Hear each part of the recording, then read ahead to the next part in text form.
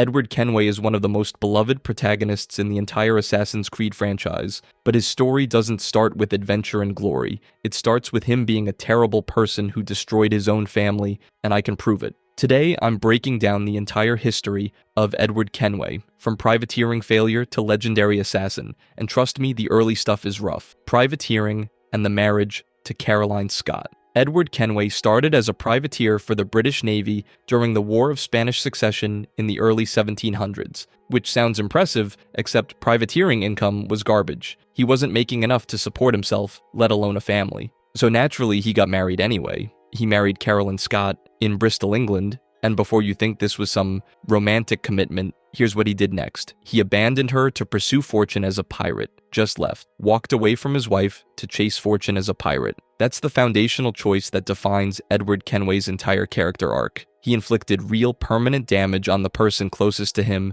because he wanted adventure and money more than responsibility. And it gets worse. Caroline eventually gave birth to their daughter Jenny, who Edward wouldn't meet for years because he was too busy terrorizing the Caribbean. The game doesn't sugarcoat this. Edward Kenway is introduced as a flawed protagonist whose selfishness caused genuine harm before redemption was even a possibility. He chose piracy over his pregnant wife. That's not a hero origin story. That's a moral failure with consequences. A lot of players don't realize Edward was ever married at all, because the game starts after the relationship has already collapsed. By the time you take control, Caroline is gone, the marriage is destroyed, and Edward is fully committed to the pirate life. But this backstory matters. It establishes that Edward's hunger for adventure wasn't noble or justified. It was selfish, and it cost him everything that should have mattered. The tension between domestic responsibility and the need for something bigger drives his entire story. He wanted more than what Bristol could offer, more than what privateering could provide, and he was willing to sacrifice his family to get it.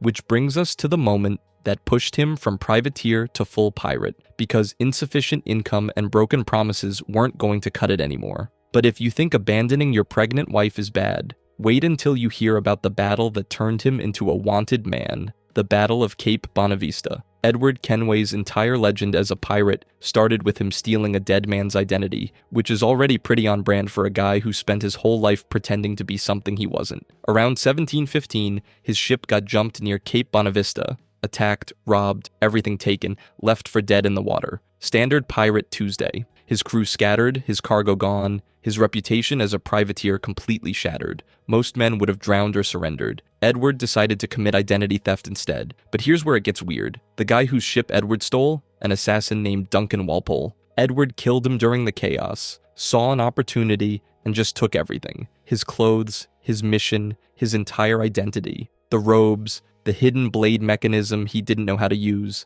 the sealed letters addressed to people he'd never heard of. That stolen identity became Edward's ticket into circles he had no business entering. The most feared pirate in the Caribbean started his career by impersonating a secret order of ideological warriors, and Edward had absolutely zero clue what he'd stumbled into. He didn't know what the creed meant. He didn't know who the Templars were. He just knew dead men carried valuable things, and Duncan Walpole happened to be carrying a fortune and connections. The irony is ridiculous. Edward Kenway became a pirate captain by impersonating an assassin before he even knew what assassins were. He walked into taverns claiming to be someone whose entire worldview he didn't understand, wearing a dead man's robes, carrying documents meant for completely different missions. And it worked. Nobody questioned it. He went from failed privateer drowning in debt to feared captain with a stolen legacy, all because he was willing to loot a corpse and commit to the bit. The confidence alone sold it. Edward didn't need to understand the Brotherhood's philosophy, he just needed to look like he belonged, and apparently that was enough. Players still debate whether this was genius-level opportunism or pure survival instinct kicking in. Did Edward recognize the value of what he'd taken, or was he just desperate enough to grab anything that kept him alive? The game never answers that definitively, which makes it better. What's documented is this. One battle near Cape Bonavista transformed a broke nobody into the man who would later infiltrate the Templar Order, lead the Pirate Republic, and eventually join the very Brotherhood whose agent he'd murdered and replaced. Cape Bonavista itself carries this weird geographical mystery. Some think it references the real location in Newfoundland. Others assume it's completely fictional. The game drops the name and moves on, leaving the exact coordinates deliberately vague, which only adds to the legend. Edward Kenway's origin story as a pirate begins at a place that might not even exist, with an identity that was never his, walking into a world he didn't understand. But if you think stealing an assassin's life was bold, wait until you see what he did with it, when he walked into Havana and started killing Templars without understanding who they were either. Infiltrating the Templar Order in Havana. Edward Kenway was never meant to understand what he'd stumbled into. He thought he was hunting treasure, and Templars were just wealthy targets wearing fancy coats. But Havana changed everything. Here's the thing.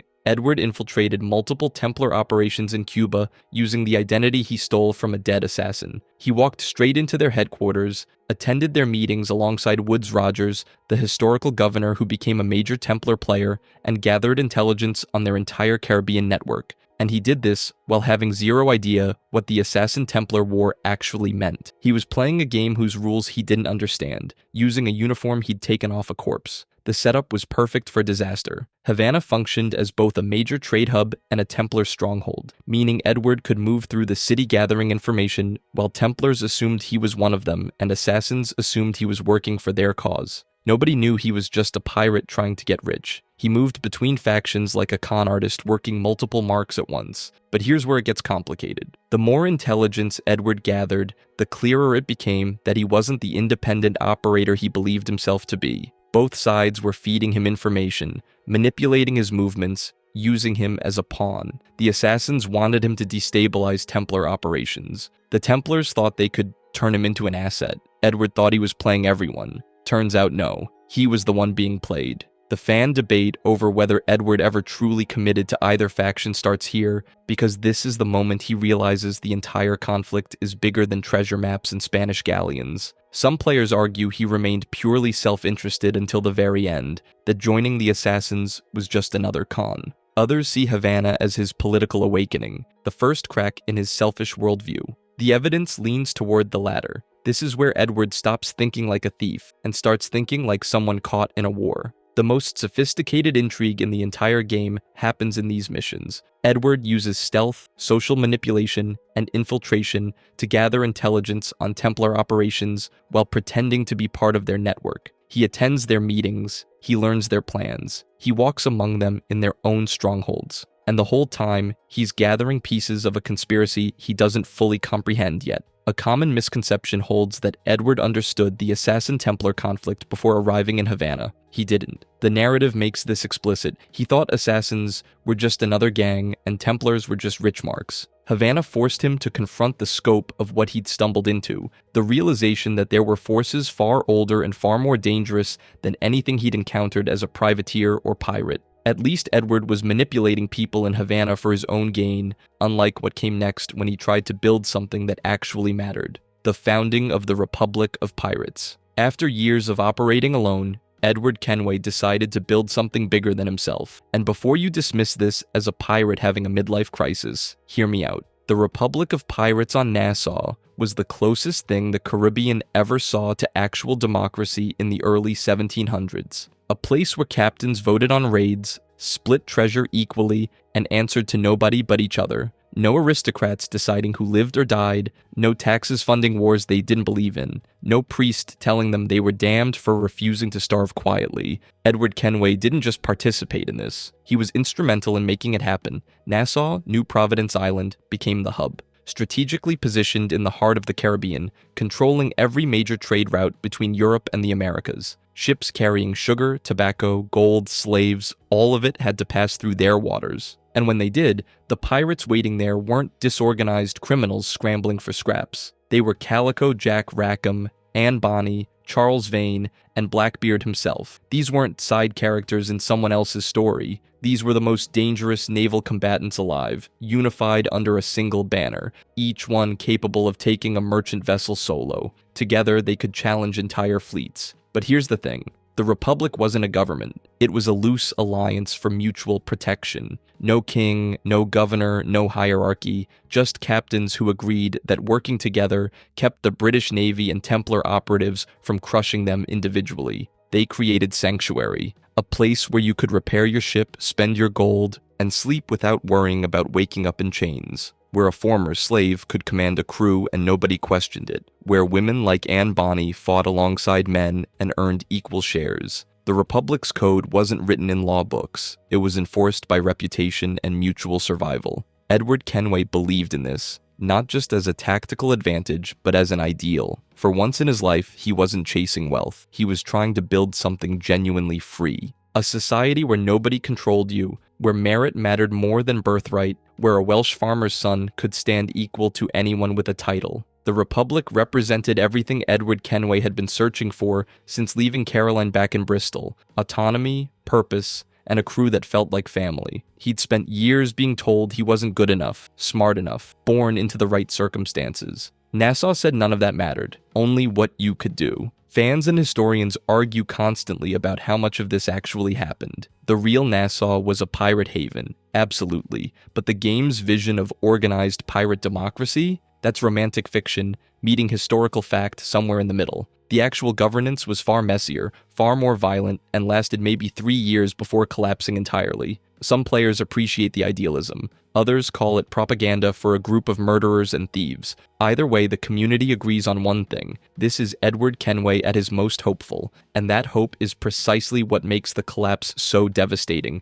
because it did collapse. The Republic's principles proved too fragile to bind men whose primary shared trait was ruthlessness. Shared criminal enterprise can't sustain ideological unity when everyone's fundamentally self-interested. Edward Kenway learned this the hard way. The alliance he helped build would fracture from the inside, and the man responsible for breaking it would be someone he trusted completely: the betrayal of Bartholomew Roberts. Bartholomew Roberts represented everything Edward thought the Republic could be. A brilliant naval commander, a ruthless tactician, a pirate who understood what freedom actually cost. But here's the thing, Roberts wanted something different than Nassau's collective dream, and when those differences surfaced, the entire Republic fractured. Before you dismiss this as standard pirate infighting, understand what was actually at stake. Roberts commanded multiple ships and several hundred loyal men. His reputation alone made him one of the most formidable forces in the Caribbean. When he turned against Nassau's principles, it wasn't a minor disagreement. It was an ideological crisis that exposed the fundamental lie Edward had been telling himself, that thieves and murderers could build something lasting on the concept of freedom alone. The conflict centered on governance and merchant targeting. The Republic attempted democratic systems, shared votes on major decisions, collective distribution of captured wealth. Roberts rejected all of it. He believed in hierarchical command structures, selective targeting based on strategic value, and concentrated power in the hands of proven leaders, which is to say, himself. Edward watched the alliance he'd built collapse into competing factions arguing over principles that, frankly, none of them had actually committed to beyond convenience. Roberts' crews operated like military units, while Nassau's pirates functioned like, well, pirates. His men maintained discipline, followed orders without debate, and executed coordinated naval maneuvers that required actual training. Meanwhile, Nassau captains would argue for 3 days about splitting a merchant haul, then immediately violate whatever agreement they'd reached the moment a better opportunity surfaced. Roberts looked at this dysfunction and saw exactly what it was: amateur hour disguised as revolutionary ideals. But here's where it gets complicated. Roberts wasn't wrong. The Republic's democratic ideals sounded noble, but they produced chaos. Votes took weeks. Decisions stalled, competing captains undermined each other for political advantage. Roberts saw Nassau becoming exactly what they'd fled: bureaucracy with different branding. His betrayal forced Edward to confront a brutal truth. Shared criminality cannot sustain ideological cohesion. Freedom alone wasn't enough to unite men whose primary shared trait was ruthlessness. The breaking point came when Roberts openly challenged the Republic's economic model. He argued that democratic wealth distribution punished the most skilled captains by subsidizing incompetent ones. Why should his fleet's superior captures fund crews who couldn't navigate basic trade routes? Edward tried negotiating middle ground, proposing merit-based modifications to the existing system. Roberts responded by taking his ships and leaving. Just like that, one of Nassau's most valuable assets became an independent operator who knew every weakness in their defensive networks. The community remains deeply divided on Roberts' characterization. Some view him as a legitimate ideological opponent whose criticism of the Republic exposed its inherent instability. Others see him as purely power-hungry, using philosophical disagreements to mask personal ambition. and there's significant debate about whether the game did justice to the historical Bartholomew Roberts, one of history's most successful pirates who captured over 400 ships during his career from 1719 to 1722.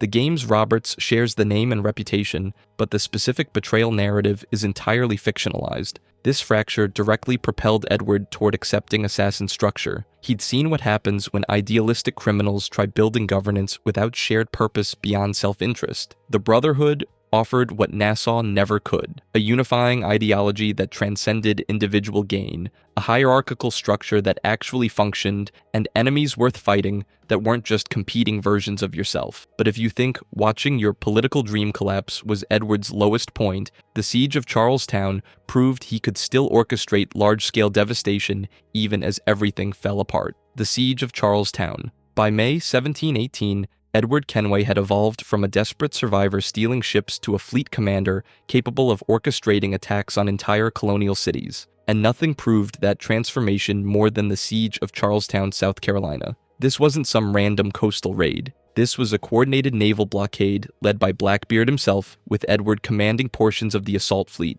Multiple pirate vessels surrounded the harbor, cutting off all merchant traffic and holding the entire settlement hostage. The objective was simple: ransom negotiations backed by the very real threat of burning every ship in the port to the waterline. Edward personally captured several merchant vessels during the operation, not just boarded them, captured them, systematically, as part of a larger tactical plan. This wasn't individual piracy anymore. This was organized naval warfare, threatening colonial infrastructure on a scale that made both the British Crown and Templar interests take notice. The tactical sophistication alone was unprecedented for Caribbean piracy. Edward coordinated timing between multiple vessels, maintained formation discipline during the blockade, and executed precision boarding actions against specific high-value targets while other ships held position. This required communication systems, signal coordination, and a level of crew discipline that most pirate operations never achieved. Edward wasn't just participating in the blockade, he was actively managing portions of it,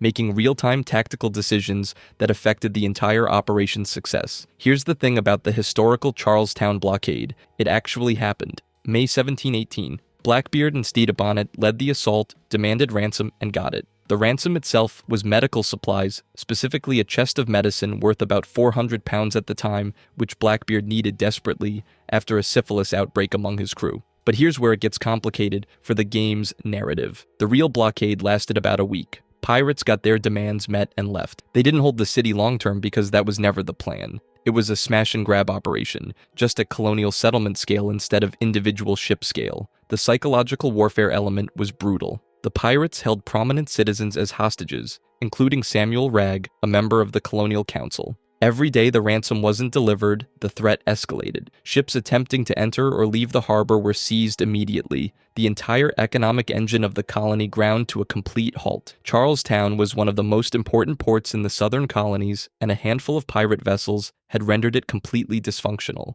The game depicts Edward as a key player in coordinating fleet movements, targeting specific vessels, and maintaining the blockade's effectiveness. Whether he was actually there historically is irrelevant. What matters is that this event represents his peak operational power. He went from commanding a single crew to orchestrating multi-ship assaults capable of bringing an entire colonial port to its knees, and that made him dangerous. Not just to merchant shipping, not just to the Royal Navy, to the Templar Order itself, which operated through colonial trade networks and government influence. Edward Kenway had just demonstrated that organized pirate power could threaten the very systems they relied on to maintain control in the Caribbean. The Templars built their influence through economic control and political manipulation. Edward had just proven both could be disrupted by coordinated force. But if you think holding an entire colonial settlement hostage was the peak of his pirate career, wait until you see what happens when that power structure collapses and he ends up in chains watching his closest ally die behind bars. Imprisonment and Mary Read's death. Mary Read died in a prison cell in 1721, pregnant and alone. And if you think that's just tragic backstory filler, you're wrong. Her death is the single moment that breaks Edward Kenway's entire worldview and forces him to confront what piracy actually costs. Here's the thing. Mary Read was a real person, a documented historical pirate who disguised herself as a man to serve aboard ships in the early 1700s. She sailed with Calico Jack Rackham and Anne Bonny, two names you've probably heard if you've spent any time reading about the golden age of piracy. The game doesn't invent her. It just uses her exactly as history recorded her, which is rare for a franchise that usually bends facts to fit the Assassin-Templar conspiracy. She was captured alongside Anne Bonny and the rest of Rackham's crew,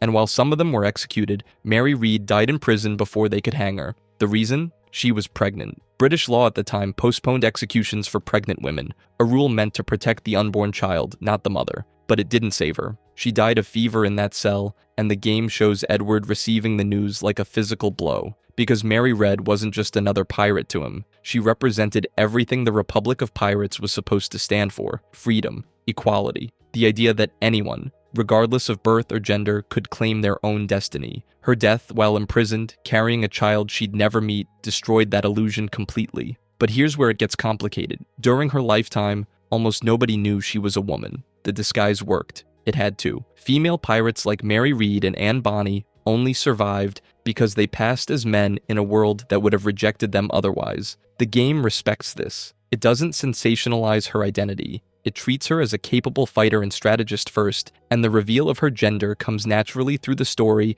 rather than as some cheap twist. Fans consistently praise this portrayal. In a medium where female characters are often reduced to love interests or damsels, Mary Red is a fully realized historical figure whose death carries genuine emotional weight. Feminist discussions around the game highlight her inclusion as one of the few times a major title-centered female pirate narratives without exploiting them. And the game doesn't pretend she had it easy. It shows exactly what the cost of that life was: imprisonment, death, the end of everything she fought for. Edward Kenway recognized something in that moment that he'd been avoiding for years. Individual freedom without structure, without purpose, without something larger than yourself, leads only to prison cells and unmarked graves. The golden age of Caribbean piracy ended the moment Mary Red died, and Edward knew it. The Republic of Pirates was already fractured. Bartholomew Roberts had betrayed them. Charlestown proved they could win battles but not wars. And now Mary Red, one of the most capable fighters he'd ever known, was gone. Her death became the bridge, the turning point between Edward's pirate past and his assassin future, because for the first time, he understood that fighting for freedom required more than just sailing under a black flag and taking what you wanted. It required belief in something that could outlast any single person. The Assassin Brotherhood offered that. Mary Read's death proved he needed it. At least the Republic gave her a few years of actual freedom, unlike the structured imprisonment waiting for Edward in the Brotherhood. But we'll get to that next. Joining the Assassin Brotherhood, Edward Kenway was always fighting for freedom. He just didn't know there was an organization built around it until Atabai showed him. And here's the thing, this isn't a redemption story where a bad man finds God. This is a recognition story. Edward looked at the Templars destroying everything pirates stood for, and realized he'd been on the assassin side of the war the entire time without knowing it existed. Atabai, mentor of the Caribbean assassins, recruited him. Not through manipulation or some dramatic ceremony, but through conversation. Edward had spent years watching the Templars systematically dismantle the Republic of Pirates, hunt down every captain who wouldn't submit, and turn the Caribbean into a controlled trade network. The Brotherhood didn't offer him redemption. They offered him context. They gave him the framework to understand that his fight wasn't just about personal profit anymore. It was about something bigger: free will versus order through control. Every naval blockade, every captured pirate haven, every executed captain suddenly made sense as part of a larger ideological war. The ancient Assassin-Templar conflict made perfect sense to someone like Edward. Pirates wanted freedom to operate outside imperial control. Assassins wanted humanity free from authoritarian manipulation. Templars wanted order imposed through systematic domination. Edward had been fighting Templars for years. He just called them governors, naval officers, and merchant monopolies instead of their actual name. Woodes Rogers wasn't just a colonial administrator, he was a Templar operative. Laureano Torres wasn't just a Spanish official, he was a Grand Master orchestrating control across the entire region. The names changed, but the agenda stayed identical. But here's where the fan debate gets heated. Some players argue Edward never truly believed in assassin ideology, that he remained fundamentally a mercenary who found a new employer with better talking points. Others see his acceptance of the creed as the logical endpoint of his entire character arc, the moment where his chaotic individualism gained structure and purpose. The game leaves it deliberately ambiguous. Edward takes the leap of faith, Edward wears the robes. But does he ever stop being a pirate in his soul? The script never fully answers that. And honestly, That ambiguity is the point. Atabai represents assassin flexibility. He doesn't demand Edward abandon who he is. He doesn't require total ideological submission. He recognizes that Edward's pirate skills, his naval expertise, his ability to infiltrate and deceive, his network of contacts across the Caribbean, all of that makes him a perfect assassin operative. The Brotherhood doesn't transform Edward, it directs him. It channels decades of combat experience, tactical thinking, and anti-authoritarian instinct into something with higher purpose than filling a cargo hold with sugar and rum. Some players complain the pacing here feels rushed, that Edward's ideological shift happens too quickly after years of pure self-interest, but others argue the shift was building the entire game. Every time a Templar destroyed something Edward valued, every time the Empire crushed another piece of pirate freedom, every time Edward saw his friends imprisoned, executed, or forced into submission, the transformation wasn't sudden, it was inevitable. Mary Reed's death was the final push, but the foundation had been cracking for years. Blackbeard's execution, Vane's madness and capture, Hornigold's betrayal and recruitment by the Templars. Each loss reinforced that individual freedom couldn't survive without organized resistance. Edward Kenway joined the Assassin Brotherhood because the Templars were actively destroying the freedom piracy represented, and he finally understood that fighting them required more than ships and cannons. It required ideology, organization, and a war that transcended individual profit. At least the Brotherhood gave him purpose beyond treasure. Because retirement at Queen Anne's Square was coming whether he wanted it or not. Retirement at Queen Anne's Square. Edward Kenway retired to Queen Anne's Square in London. And before you assume that's some fictional location the writers invented, you'd be right. Queen Anne's Square doesn't appear in historical records as a real Soho address, which makes it one of those curious creative decisions where the developers built a fictional location to house a very real emotional arc. The man who couldn't stay in one place for 5 minutes without finding a ship to commandeer was now attempting life as a merchant trader, operating out of a townhouse in a respectable London district. He lived there with his daughter Jenny, his child with Caroline Scott, the woman he'd abandoned decades earlier to chase fortune in the Caribbean. This is Edward Kenway coming full circle. From abandoning family to building one, from chasing endless fortune to accepting mortality and legacy over continued glory. The game frames this as his final transformation, the pirate turned family man, the killer turned merchant. Clean ending, satisfying arc. Except the narrative deliberately refuses to confirm whether he actually stopped working for the assassins or if domesticity was just excellent cover for continued operations. The game gives you a man who spent 30 years perfecting deception, manipulation, and infiltration, then asks you to believe he's content, selling textiles, and raising a daughter in polite society. Maybe he was. Maybe that's the point. That even someone as restless and violent as Kenway eventually craves stability. Or maybe retirement was the perfect disguise for someone whose entire skill set revolved around not being noticed. Fans have debated this for years. Did Edward Kenway truly settle, or was Queen Anne's Square, his base of operations for London assassin work, hidden behind merchant respectability? There's evidence for both interpretations. The game establishes an active Brotherhood presence in London that Kenway could have participated in during this period, but it also explicitly shows him attempting to distance himself from violence, focusing on Jenny and commercial enterprise. The ambiguity is intentional. It's the same tension that defined his entire arc. The man who wanted freedom but kept finding himself bound to causes larger than himself. Then there's Jenny. Speculation runs wild about whether she inherited her father's combat abilities or assassin training. The game doesn't confirm this either way, leaving it open for interpretation and, conveniently, potential sequels or spin-offs. What we know for certain is that Edward Kenway raised her in that townhouse at Queen Anne's Square,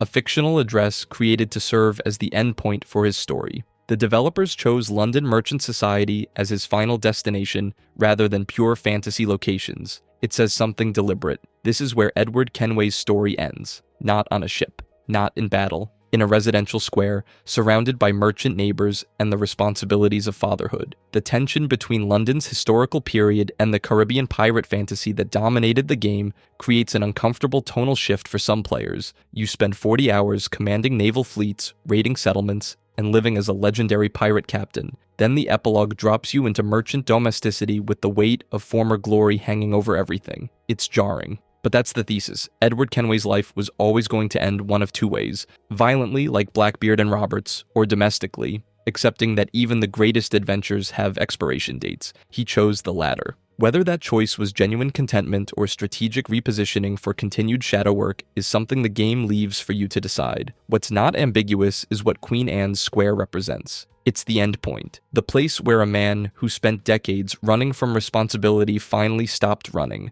Whether he found peace there or just a different kind of purpose, we'll never know for certain, but he stayed. And for Edward Kenway, that alone might be the most radical transformation of all. If you enjoyed this video and want to see more, click the video on the screen now.